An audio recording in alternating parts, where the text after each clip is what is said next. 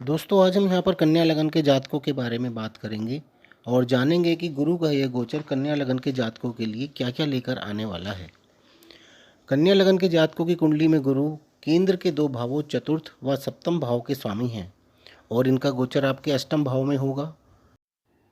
केंद्र के व त्रिकोण के भाव बहुत ही शुभ भाव होते हैं और अष्टम भाव को स्त्रियों का मांगल्य भाव भी कहा जाता है।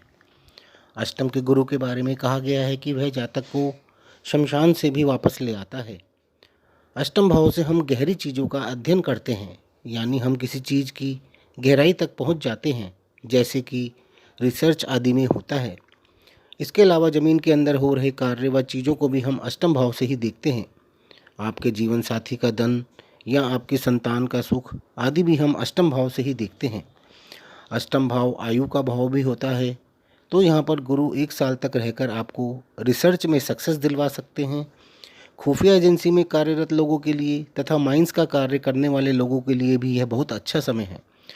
अष्टम भाव के गुरु की सीधी दृष्टि धन भाव पर, विदेश के भाव पर और सुख भाव यानी प्रॉपर्टी के भाव पर होगी। द्वादश भाव पर गुरु की दृष्टि आपके घर से दूर यानी विदेश जाने के योग बनाएगी। आप यदि जॉब में हैं तो विदेश में ट्रांसफ़र, या व्यापार में हैं तो इंपोर्ट एक्सपोर्ट के सिलसिले में, या स्टूडेंट हैं तो पढ़ाई के सिलसिले में, या बुज़ुर्ग हैं तो यात्रा के उद्देश्य से विदेश जाने के योग बनेंगे। आपके घर में किसी शुभ कार्य पर खर्चा भी हो सकता है। गुरु की सप्तम दृष्टि द्वितीय भाव पर होगी, जो कि आपका धन व कुटुंब का तथा आपका वाणी का भी भाव है। इस समय में निश्चित रूप से धन की प्राप्ति होगी। आपके पास अचानक से कहीं से बहुत सारा पैसा भी आ सकता है।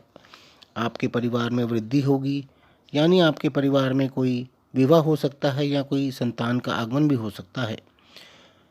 आपके परिवार में किसी बड़े समारोह के होने के भी योग बनेंगे। आप अपनी वाणी द्वारा भी धन लाभ प्राप्त कर सकते हैं। आपके पिता पर चल रहे केसों का निपटारा या कॉम्प्रोमाइज़ हो सकता है, या उनकी जॉब में आ रही परेशानी भी खत्म हो जाएगी। गुरु की नवम दृष्टि चतुर्थ भाव पर होगी, जहाँ पर स्वयं गुरु की ही राशि है। चतुर्थ भाव सारे सुखों का, माता का व प्रॉपर्टी का भाव होता है। इस समय में आप निश्चित रूप से प्रॉपर्टी का लाभ प्राप्त करेंगे, या तो माँ के द्वारा या स्वयं अपने प्रयासों से प्रॉपर्टी प्राप्त करेंगे।